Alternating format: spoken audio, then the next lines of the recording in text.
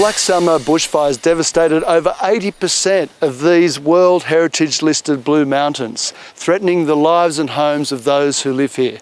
So I've come to see how good architecture can go a long way to protect against the risk of bushfire.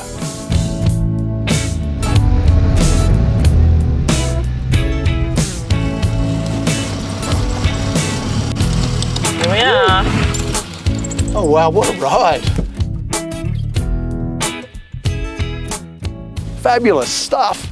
Yeah, we really just wanted a bit of a retreat, something away from the civilization, and it's nice to come here and just have the serenity around us. There must have been environmental challenges. Yeah, I mean, we live in the Blue Mountains, so it's hot, it's cold, we've got bushfire threats. You know, we needed to consider making sure the house was really thermally efficient and making sure that it was able to survive a bushfire that came through. So we've got a radiant heat shield fence, we've got pumps, we've managed to minimise the vegetation around the house and keep the bush down. We worked with the architect to make sure that the house sort of suited us as well as the aesthetic that would fit into the bush.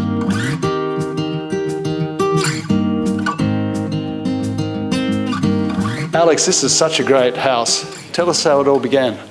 It all began when the clients had been sleeping here through many a cold winter in 2 existing pavilions, and they said, can you create a highly thermal efficient home that celebrates that view there, where on a clear day you can see the Sydney Harbour Bridge. Great use of timber, and those trusses are superb.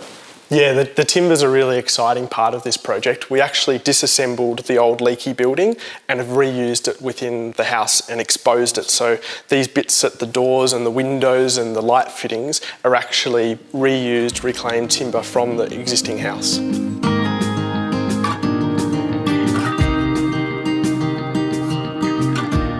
It's a very extreme environment, so being able to use a non-combustible material helps you meet that fire compliance. I really love this Longline 305 profile because it's such a deep profile and it's so thin, so you get to really articulate that with the windows. And what was really cool we've done with this roof is actually integrated stiffeners within the roof profile that's allowed us to achieve this 2.4 metre span, which means you've got this real thinness to the roof. I love the approach to detailing, that simplicity and consistency.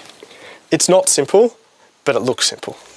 It never is it? No. Building in the bush, and especially up here in the Blue Mountains, key considerations for us is sustainability and also following the bushfire attack level codes. We believe we built this house beyond the codes. The unfortunate thing is with bushfire it's unpredictable.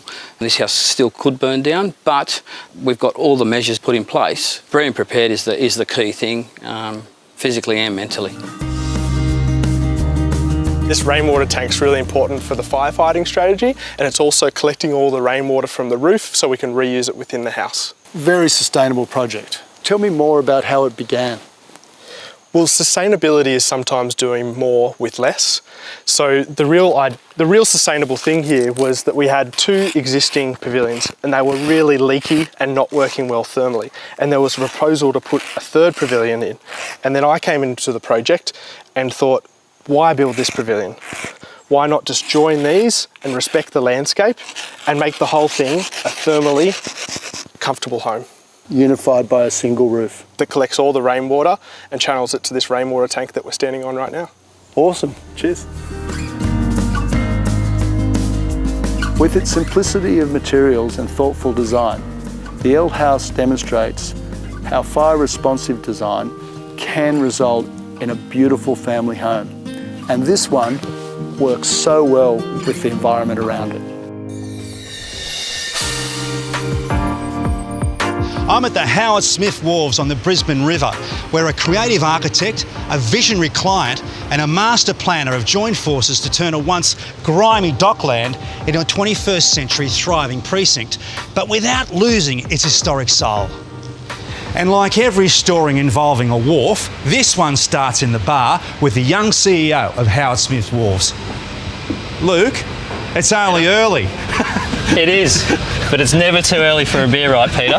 Up here in Queensland. No, absolutely. Well, cheers. Tell us paint us a black and white picture of what this was once like. Well, if you roll back to the late 1800s, you'd see lots of ships coming and going, and really Howard Smith Wharves has contributed quite significantly to the growth of Brisbane.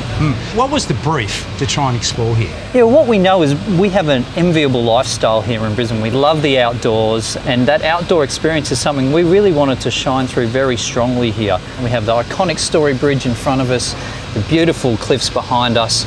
We've rediscovered the magic of our Brisbane River, and we're so fortunate we're perched right here on it. Well, I could be perched right here all day, but I've got to meet the architect and the planner, mate. I might see you later. Thanks, Fantastic. Buddy. The next character in this wonderful wharf transformation is the architect, John Flynn from Woods Bagot, and he was entrusted in coming up with a building dedicated to the man himself. John, this at Howard Smith Hall. It is, indeed. Tell us about it. Well, it's a new building and one of the few new buildings. There's two on the site.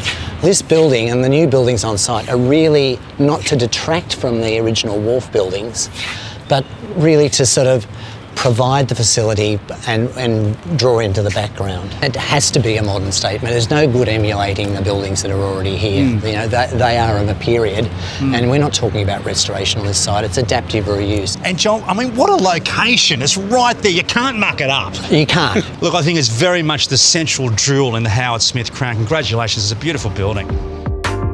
With some of the visual assets that this site's got, the bridge, the city backdrop, the cliffs, and obviously the river, all set amongst this heritage context, there was plenty to start with, and we as landscape architects and master planners, we're trying to, I guess, be a bit recessive and unpretentious about it. Let the site talk for itself.